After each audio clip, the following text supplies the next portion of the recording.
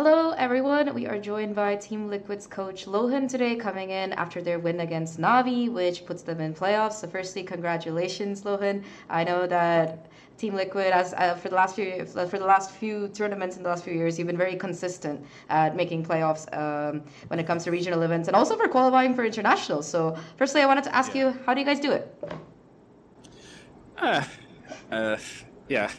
Actually, I'm not sure. I think every time we do it, it's different. Different stage, different. I mean, last year obviously we had a different team, and it's always about adjusting and adapting to either the meta or the stage that we're as a team, or trying to fix our weaknesses as a team, trying to play more towards our strengths.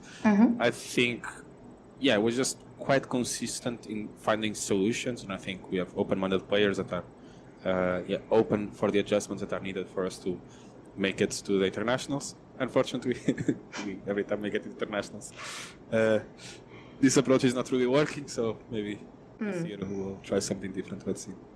Okay, I mean, in terms of regionals, at least you guys have been looking very dominant, irrespective of what the meta is. So would you attribute that more towards your team's flexibility or the amounts of prep that you do? What do you think is the main reason for that consistency? I think it's around trying to read the meta. I think we have quite good reads on the meta. I think we usually are very close to the meta, or sometimes even ahead of the meta. And since we have flexible players that are open to try different agents and different roles, I think it just works. Also, I think the team culture that we try to develop inside Team Liquid creates an environment of success where we heavy focus on our mindset and being resilient and making sure we don't crumble under pressure when the time comes. Yeah. Makes sense.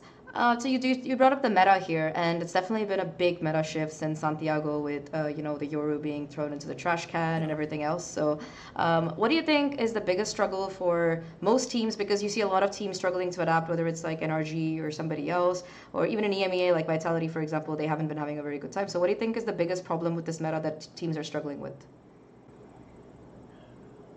Honestly, I think the biggest problem with this meta is that there is no meta. There is no defined meta. If you know, maybe I'm not using the correct words. I think it's the first time in the game that the only thing that's meta is Neon, right? Neon, that's it. Neon and Judge. Everything else, I think, comp archetypes, macro solutions for the map. I think everyone is struggling a lot to figure out where to go from here. The only thing teams know is, okay, let's just play Neon and send it to create the space, because the agent is just that broken right now. And I think the moment that Neon gets nerfed, we're going to have a much more consolidated meta. It's just the game is not balanced right now, in my opinion, and it makes it very hard for teams to be consistent. It feels quite random. It feels mostly around who's shooting in that day, or who's more focused, or who's playing more together as a team, trading properly, having good fundamentals, which, for me, it's probably the worst meta we ever had in this game, at least for me. Worse than Tejo spam? I'm just asking, I'm curious. Actually, yes, honestly. At least, wow, okay. Okay, you just play the same meta, right? And then it's down to good micro, good macro, cool game plans and whatnot, like depth, adding depth to the maps, even with those broken methods. While right now, it feels very hard to keep control of the results. It feels a much more snowball-heavy meta, where the team that's shooting more is just getting more success. That's it. Okay, I think that makes a lot of sense. And talking about Neon in particular, I mean, I think everybody who's playing this game, whichever region it is, really hates that agent, unless of course they're a Neon main and they want it nerfed. So how do you think is the best way to nerf her?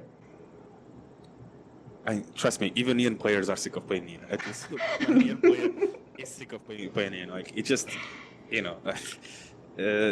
mean, honestly, for me, I don't think there is a very big solution. It's either you completely just remove the agent of the game, or if you make an adjustment, you need to just kill her. Because an agent with this type of movement in this game, it just doesn't make sense. Like, we nerfed Jet from beta when she could just insta-dash, which is already quite broken. Now we have an agent that can be running around for 30 seconds.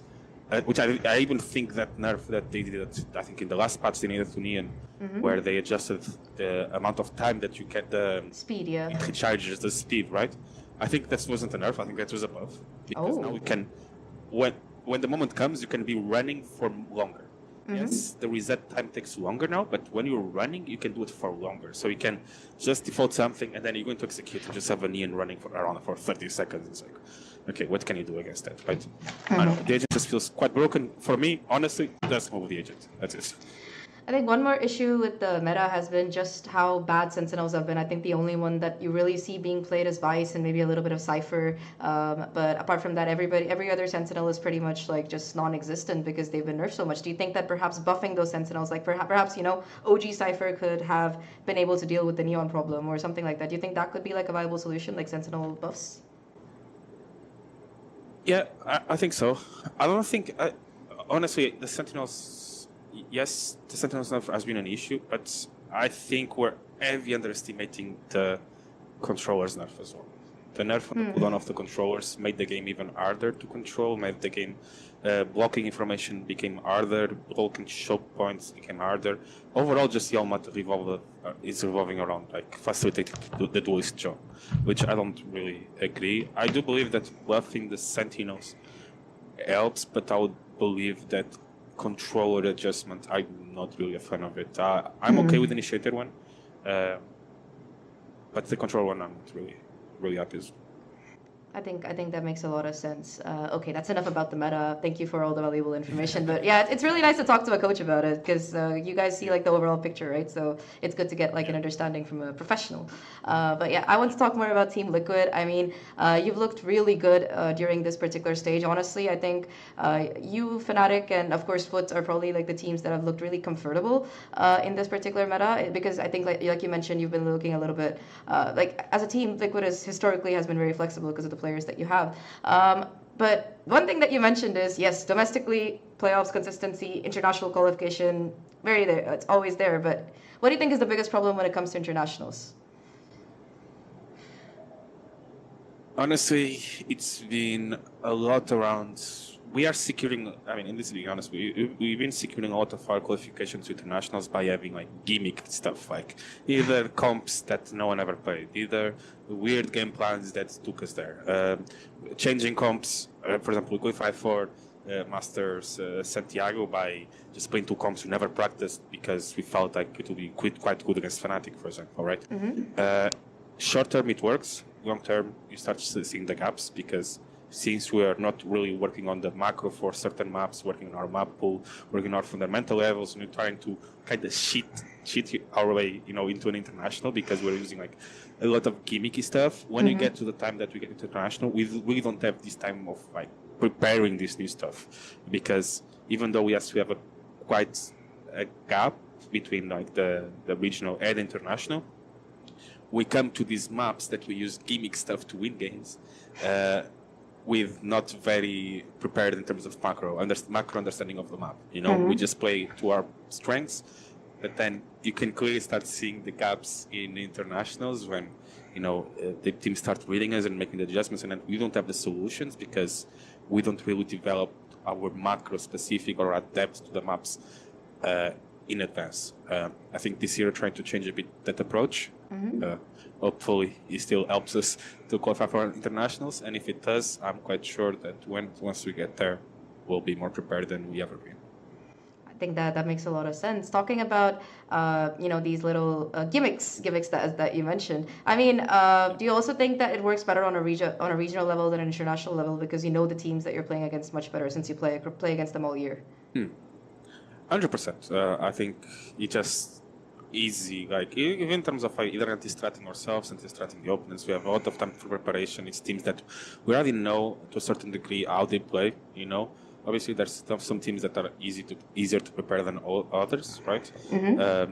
Overall, I think domestically it works, but on the long term, at times, that even though yes, we do qualify for internationals, it's a good feeling, we shoot a bit ourselves in the foot because we're just not focused so much on the long-term picture, long-term goals for the team, right? But yeah, I think regionally, I think it's much easier. To be honest. I think that makes a lot of sense. Talking about regionally, though, I mean, this year, this not this year, this stage one, there's been a lot of upsets, so as to speak, when it comes to the teams that are popping off and stuff. So, in your opinion, what do you think separates like the top teams? What do you think it is that they run right, and who do you think are your biggest opponents when it comes to qualifying for London? Um, I would say the biggest opponents is Fnatic, just because they have a very set system that's been working. The poster system has been working for years now. They are consistent. Even sometimes they have quite some shifts. It's not like big shifts, While the other teams, like I don't know, like the Turkish teams right now, they have very big eyes, right? But the lows can become a lot lower, Like if it seems that these teams are heavy momentum based, which yes can lead them to internationals. But I think long-term consistency, I think Fnatic is just the team right now, in my opinion. Got it. And last question for you. I think when I interviewed Wayne last stage, he mentioned that you just picked him up from looking at awards and you sent him a message like, do you want to come play? So I just wanted to kind of ask about that, like you seeing a player and immediately wanting him for your team. Like, how did that happen? Honestly, obviously it was quite a risk that we took on him, right? But I really wanted to bring upcoming kids, like a talented kid, to teach him how to play the game and help him grow in Tier 1. During the off season, we were looking at some profiles. We're not really convinced with anyone, and I mean, he had a quite good year in Tier 2. I think it was one of the biggest prospects in APAC in terms of Tier 2, if not the best one. And I decided, okay, I watched some of the VODs. I saw a lot of the things that I saw, and I decided, okay, let's just take the risk. It's from a different region. Obviously, there's a lot of challenges with him, right? Different region. He's a very young kid, right? For the first time leaving his parents' home, and stuff like that. There's quite a few challenges with it, but I still believe he has immense potential, and we are yet to see the best of him, honestly. I think he's been playing super good so far. Anyway, thank you so much for your time, LohaN. Good luck for playoffs and good luck for your next international. Thank you very much. Bye bye. Thank you. Bye bye.